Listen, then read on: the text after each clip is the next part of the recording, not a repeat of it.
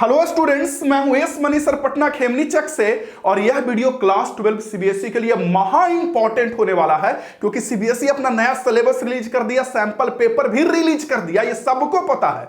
लेकिन कौन कौन सा टॉपिक डिलीट हुआ इसके बारे में बात करेंगे, कौन कौन सा टॉपिक इंपॉर्टेंट होगा उसके बारे में बात करेंगे, साथ साथ में नए टॉपिक के अकॉर्डिंग बुक्स कहां से मिलेगा जिससे वही पढ़े जो एग्जाम में आए उसके बारे में बात करेंगे। और अगले साल एग्जाम इजी होगा या हार्ड होगा इसके बारे में भी बात करेंगे। तो चलिए सबसे पहले इस चैनल का इंट्रोडक्शन दे देता हूं मेरे बच्चों। अगर आप क्लास 12 जेई नीट स्टूडेंट हैं तो इस चैनल को सब्सक्राइब कर लीजिएगा, क्योंकि साल भर ना एग्जाम में आपका काफी हेल्प करने वाला हूं। एग्जाम के टाइम तक आपको लगेगा कि इस चैनल को सब्सक्राइब करके काफी अच्छा किया, तो सब्सक्राइब करके ना नोटिफिकेशन बेल ऑन कर लीजिएगा। और एक चीज और, हम लोगों का मेरे बच्चों टेलीग्राम चैनल और एप्लीकेशन है एमिंग हाई के नाम से, इस पे ज्वाइन हो जाइएगा, क्योंकि इसमें बहुत सारा हम पीडीएफ डालते रहते हैं। ये देखिए, और ये हमारा व्हाट्सएप नंबर, इसको सेव करके ना इस पे हेलो हाय कुछ मैसेज कर दीजिएगा, ताकि वहां भी पीडीएफ ग्रुप्स या कोई डाउट्स वगैरह आप पूछ सके। तो ये दोनों काम कर लीजिएगा। हालांकि देखिए, आगे बढ़ने से पहले बता दूं कि टेलीग्राम पे अभी मैं 2 लेटेस्ट पीडीएफ डाला हूं, एक सीबीएसई का 23-24 का सिलेबस, एक 22-23 यानी लास्ट ईयर का सिलेबस। क्यों, इसके बारे में मैं बात करता हूं। तो चलिए देखिए, सबसे पहले जिन बच्चों को नहीं पता है कि कैसे करके सीबीएसई का लेटेस्ट सैंपल पेपर डाउनलोड करना है, उनको मैं बता दूं कि कुछ नहीं, गूगल पे सर्च कर लेना है सीबीएसई एकेडमिक वेबसाइट, जो सबसे पहला आएगा सीबीएसई academic.nic.in, उसे खोल लेना है। जब खोलेंगे ना तो यहां पे देखिए कैरिकुलम आपको दिखेगा, इस पे आपको कैरिकुलम पे 23-24 पर क्लिक कर लेना है, आपका ये कैरिकुलम खुल जाएगा। इसमें क्लास 11-12 पर क्लिक करके एकेडमिक इलेक्टिव पे जब सर्च क्लिक करेंगे तो इसमें फिजिक्स का, आप फिजिक्स चाहिए जिस भी सब्जेक्ट का चाहिए, आप क्या करेंगे यहां से कि उसका सिलेबस डाउनलोड कर लेंगे। आप कर लेंगे, मुझे पता है, ठीक है, या मैंने टेलीग्राम पे डाल दिया, वहां से भी आपको पता है कि आप कर लेंगे। अब देखिए, टॉपिक कौन कौन सा डिलीटेड हुआ है ना, हम इसके बारे में बात करते हैं, क्योंकि वो ज्यादा जरूरी है मेरे बच्चों। अभी 1-2 दिन पहले ही अपडेट आया था, मैंने भी वीडियो बनाया था ना, कि एनसीईआरटी बुक ना बदला नहीं है, बल्कि एनसीईआरटी बुक ने कुछ टॉपिक को अपने अंदर से डिलीट कर दिया, मतलब हटा दिया कुछ टॉपिक्स को। और सिर्फ टॉपिक ही नहीं, एक्सरसाइज में जैसे कुछ क्वेश्चन, जैसे मान लीजिए जैसे कि पहला चैप्टर में एनसीईआरटी ने 2 टॉपिक को हटा दिया एग्जांपल के लिए, ठीक, तो 2 टॉपिक को हटाया, तो 2 टॉपिक से रिलेटेड जो एक्सरसाइज में जो क्वेश्चंस थे एनसीईआरटी ने उसे भी हटा दिया है, ठीक है।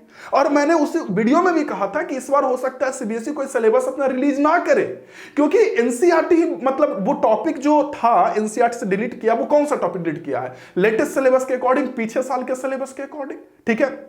चलिए, जो बच्चों नहीं समझ रहे उनको हिस्ट्री बता दूं कि पीछे के साल तक कोरोना था, ठीक है, तो एनसीईआरटी बुक तो वही था जो ये पहले चल रहा था, वही बुक, और बार बार सीबीएसई को बताना पड़ता था कि ये टॉपिक मैंने डिलीट कर दिया, ये टॉपिक डिलीट कर दिया। इस बार सीबीएसई ने क्या किया कि एनसीईआरटी बुक से ही वो टॉपिक हटा करके नया बुक रिलीज कर दिया है, मतलब बुक वही है, सब कुछ वही है, बस वो टॉपिक हटा दिया। इंडेक्स में जो इंडेक्स होता है ना, आप जानते हो ये इंडेक्स होता है, इससे वो टॉपिक हटा दिया है। उसके बाद इससे रिलेटेड जो स्टडी करना है वो हटा दिया, और उससे रिलेटेड जो क्वेश्चन था वो भी एनसीईआरटी ने हटा दिया, ठीक है। और सीबीएसई का जो लेटेस्ट सिलेबस है वो पिछले साल और इस साल के सिलेबस में कोई चेंजिंग नहीं है, एकदम सेम है। मतलब कि पिछले साल का जो सिलेबस था वही सिलेबस इस साल का है, बस अंतर ये किया है सीबीएसई कि वही सिलेबस एनसीईआरटी से भी हटा दिया है। तो जो मेरा सबसे पहला सवाल था कि कौन कौन सा टॉपिक डिलीट हुआ है या फिर कौन कौन सा टॉपिक पढ़ना है, तो उसके लिए कुछ नहीं करना, नया वाला एनसीईआरटी बुक डाउनलोड कर लेना है, ठीक है। उसके लिए कैसे डाउनलोड होगा वो बताता हूं। आप गूगल पे सर्च कर लीजिएगा एनसीईआरटी बुक पीडीएफ डाउनलोड, पहला वेबसाइट आएगा ncrt.nic.in टेक्स्ट बुक, इसको क्लिक करके खोल लीजिएगा। इसमें क्लास 12 फिजिक्स जो भी सब्जेक्ट चाहिए 3 सिलेक्ट कर लीजिएगा, यहां से सिलेक्ट करने वाला आएगा। इसको सिलेक्ट करने के बाद मेरे बच्चों जब ये बुक सिलेक्ट करेंगे तो बुक आपका डाउनलोड करने का यहां से देखिए ऑप्शन आ जाएगा, ये देखिए ना ऑप्शन, तो यहां से चैप्टर 1 चैप्टर 2 जिस भी चैप्टर का चाहिए आप यहां से डाउनलोड कर लीजिएगा। अब मेरा कहना क्या है समझिए, कि जैसे चैप्टर 3 अभी मैं खोले हुए हूं, करंट इलेक्ट्रिसिटी, हाँ चैप्टर 3 है, तो चैप्टर 3 में पहले न एनसीईआरटी के एक्सरसाइज में 13 क्वेश्चन हुआ करता था, ध्यान दीजिए कितना, 13। अब एनसीईआरटी के एक्सरसाइज में मात्र 9 क्वेश्चन है। क्यों? क्योंकि 4 क्वेश्चन उन सारे टॉपिक से था ना जो डिलीटेड था, जैसे पोटेंशियोमीटर और हमारा मीटर ब्रिज से, तो वो 4 क्वेश्चन एनसीईआरटी देख रहे हैं एक्सरसाइज से भी हटा दिया, मात्र 9 ही क्वेश्चन है, ये देखिए 9 ही क्वेश्चन है, 13 क्वेश्चन नहीं है, ना तो आपको पोटेंशियोमीटर का क्वेश्चन मिलेगा इसमें, ना तो आपको मीटर ब्रिज का क्वेश्चन मिलेगा इसमें। मेरी बात समझ रहे हैं? आपको समझ, तो लेटेस्ट जो मैंने बोला कि लेटेस्ट पैटर्न के अकॉर्डिंग बुक कहां से पढ़े, तो नया वाला बुक पीडीएफ डाउनलोड कर लीजिए, ठीक है। या अगर पुराना वाला बुक में है तो नया वाला पीडीएफ डाउनलोड करके बस कुछ नहीं, टॉपिक हटा लीजिए और एक्सरसाइज देख लीजिए कि कौन कौन सा एक्सरसाइज का इसमें क्वेश्चंस है, ठीक है। और उस क्वेश्चंस को बस टिक कर लीजिए, हो गया ना। मतलब एक तरह से मानिए ना तो इस बार सीबीएसई ने ना यूट्यूबर्स का कंटेंट छीन लिया। पहले यूट्यूबर हर बार वीडियो बनाते थे कि देखो सीबीएसई का नया सिलेबस आया तो एनसीईआरटी का ये क्वेश्चन करना, ये नहीं करना क्योंकि डिलीटेड टॉपिक से है। अब एनसीईआरटी ने कहा भैया तुम लोग काहे टेंशन लेते हो, लॉ ना हम ही बता देते हैं अपने एनसीईआरटी में चेंजिंग करके।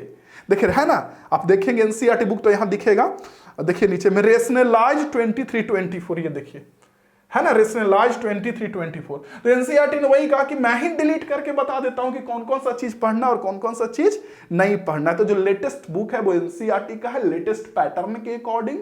समझ में आ गई सारी बातें, ठीक है बच्चों। तो आपको इधर उधर अब नहीं जानना है कि कौन सा टॉपिक डिलीट हुआ, बस या तो पिछले साल का जो सिलेबस है वही सिलेबस इस बार भी है, बस एनसीईआरटी से वो टॉपिक को डिलीट कर दिया है, जो नहीं था सिलेबस में उसको हटा दिया एनसीईआरटी से भी। समझ में आ गया होगा, ऐसा हर एक सब्जेक्ट के लिए है। मन लगा के पढ़िए, दिल लगा के पढ़िए।